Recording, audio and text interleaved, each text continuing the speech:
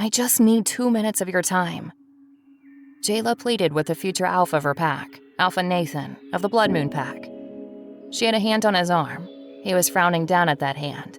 Then those deep, dark blue eyes she had once drowned in glared at her touch in a deep, disapproving manner. They had been lovers casually for just over a year now, but it was all over now.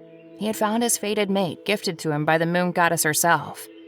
And just like that, he no longer had even a minute to spare for her. A baby. His baby. And he had just tossed her away like garbage and forbidden her to return. His father walked into his office and dropped a photograph on his desk right in front of him.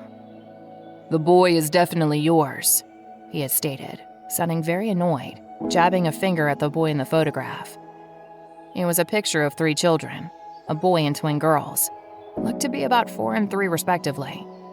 The date on the bottom of the photograph showed it had been taken a year ago. His heart ached terribly at the sight of them. They looked so happy, all playing on the beach, laughing up at the camera. Probably Jayla taking the photo. The boy had his arms around the girls.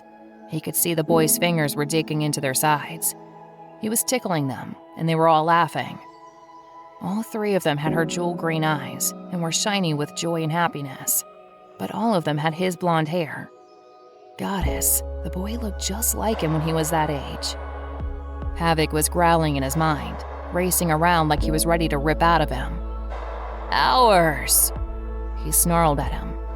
Nathan felt the drawing to them and couldn't tear his eyes from them.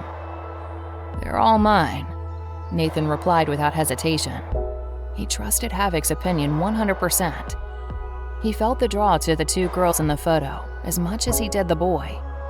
His heart ached so badly, and when he touched his fingers to the photo, pain seared through him. Fuck, what had he done? Did she know that day? She had been begging him for just 2 minutes of his time, but he and Havoc had just found their fated mate, and he'd not cared about anything else at all. Hadn't wanted her touching him at all, to be honest. Recalled glaring at her touch. Something he enjoyed not more than 3 days earlier. The day before he had met his fated mate, actually. Had she been trying to tell him? Fuck. Had Cora only responded the way she had in order to protect her pups? His pups? Fuck. And he'd sent her away, pushed his alpha order at her without a single thought about the consequences due to his mate's injuries. This is a nightmare. We have to fix it.